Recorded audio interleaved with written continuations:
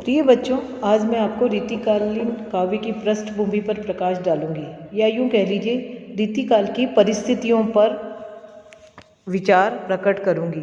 साहित्य समाज का दर्पण होता है।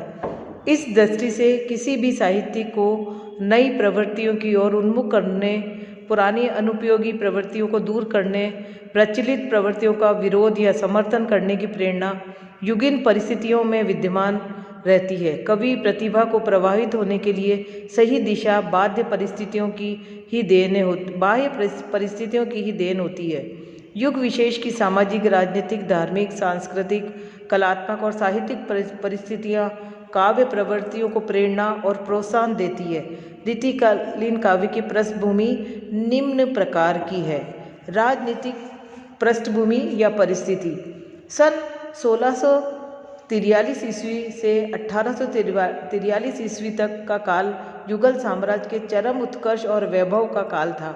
उसके बाद निरंतर पतन, निराशा का काल कहा जा सकता है। शाहजहां का शासनकाल मुगल साम्राज्य का चरम उत्कर्ष का काल रहा है। जहांगीर ने अपने समय में राज्य का विस्तार किया और शाहजहां ने उसकी इतनी समृद्धि की कि उत्तर भारत के अतिरिक्त दक्षिण में अहमदनगर, उत्तर पश्चिम में सिंध, पूर्व में असम, अफगानिस्तान आदि राज्य मुगल साम्राज्य के अंतर्गत आ गए। शाहजहां ने मुगल साम्राज्य की सीमाएं संपूर्ण भारत तक विस्तृत करने के साथ देश में अखंड शांति और समृद्धि की भी स्थापना की। इसी काल में मुगल सिंहासन और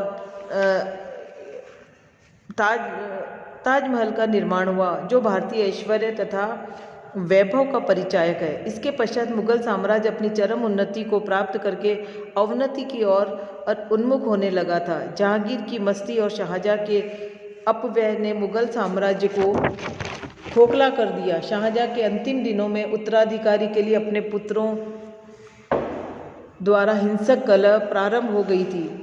कठोर और दृढ़ व्यक्तित्व वाले कट्टर सुन्नी और सिया कूटनीतिक औरंगजेब के द्वारा तथा अन्य भाइयों को अपने मार्ग से निर्दयतापूर्वक हटा दिया। उसकी धार्मिक कट्टरता और सहिष्णुता ने हिंदू राजाओं और जनता को उसके विरोध में खड़ा होने को मजबूर कर दिया। औरंगजेब का शासनकाल धार्मिक विद्रोह और संघर्षों का काल था। सारे उत्तर भारत के हिंदू राजा, जमींदार और जन प्रतिनिधि औरंगजेब के विरोध उठ खड़े हुए थे।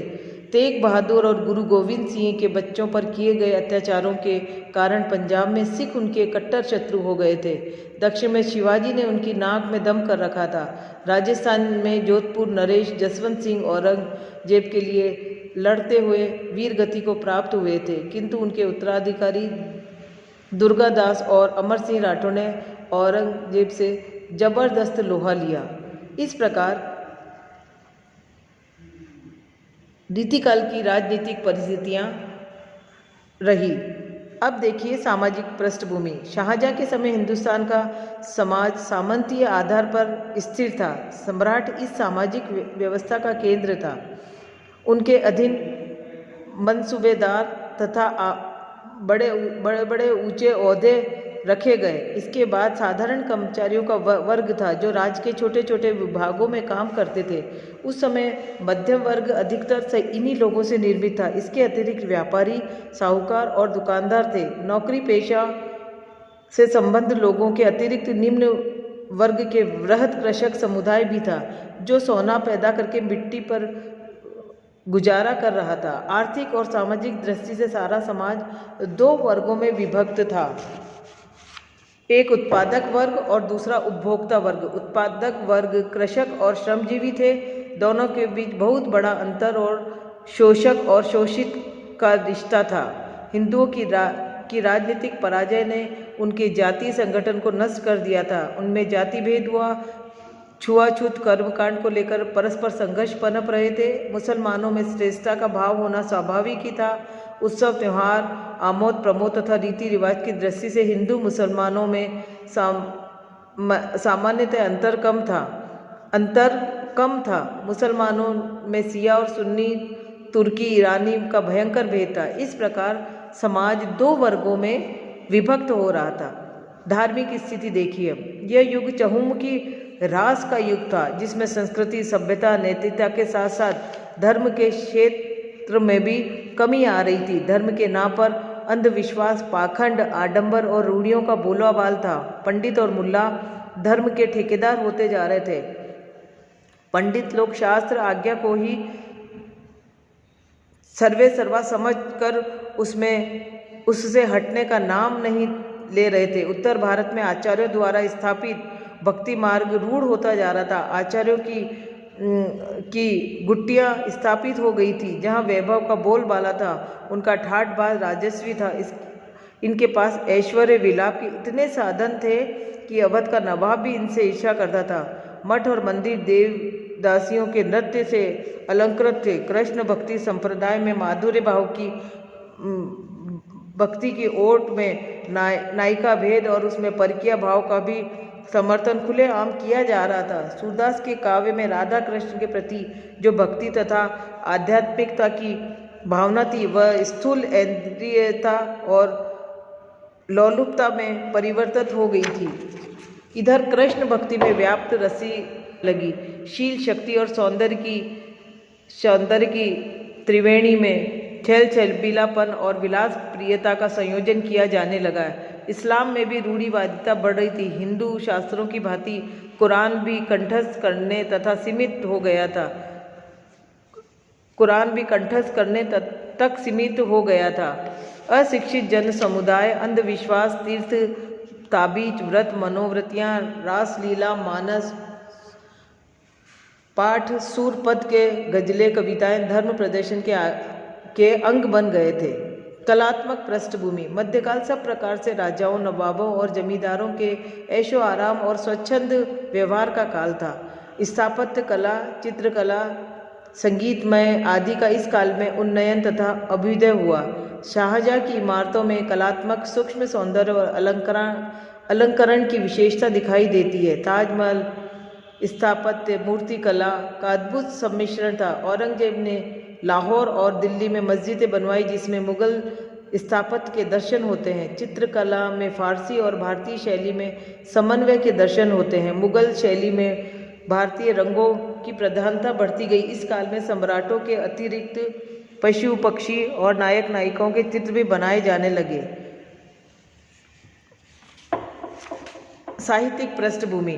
साहित्य तथा कलाओं की दृष्टि से यह युग समृद्ध युग कहला सकता है। इस काल में कवि और कलाकार यद्यपि साधारण वर्ग के व्यक्ति हुआ करते थे, किंतु उनमें आश्रयदाता मुगल सम्राटों, राजाओं और नवाबों के कारण समाज में भी उनका पर्याप्त सम्मान था। कवियों और कलाकारों को राजाश्रय के कारण सम्मान और प्रोत्साहन तो था, किंतु सृजन के लिए आवश्यक स्वतंत्रता नहीं थी, क्योंकि इन कवियों को अपने आश्रयदाताओं की अभिरुचि का ही ध्यान रखना पड़ता था और उन चरित्रहीन शासकों की भी प्रशस्तियाँ गानी पड़ती थी।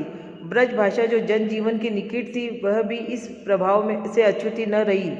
फलस्वरूप राज्याश्रित कवि अपने विलासी शासकों को गुदगुदाने के लिए संयोग श्रृंगार की रचनाएं करते रहे और अति रंजनापूर्ण शैली में आश्रयदाताओं की प्रशस्तियाँ लिखते रहे। ये कवि काव्य रचना के माध्यम से अपनी प्रतिभा और क्षमता का प्रदर्शन करते थे और काव्य गोपियों में पुरस्कार और वाहवाही लुटाते थे। इधर कुछ कवि ऐसे भी थे जो राज्याश्रय तथा राजकीय वातावरण से मुक्त होकर स्वतंत्र रूप से काव्य रचना करते थे। इस प्रकार रीतिकाल की समस्त पृष्ठभूमि मैंने आपको समझाई, जिसमें राजनीतिक, धार्मिक, सामाजिक, कलात्मक और साहित्यिक, कुल मिलाकर हम कह सकते हैं कि रीतिकाल के कवियों की परिस्थितियाँ परतंत्रता की थी। उन्हें राज्याश्रय में ही राजा की रुचि के अनुसार ही काव्य रचना लिखनी पड़ती थी। इसलिए रीतिकाल का समस्त साहित्य श्रृंगारिकता में डूबा हुआ था, क्योंकि राजा युद्ध में जाने के पहले और युद्ध से आने के बाद मनोरंजन के नाम से श्रृंगारिक रचना से अपना दिल बहलाते थे।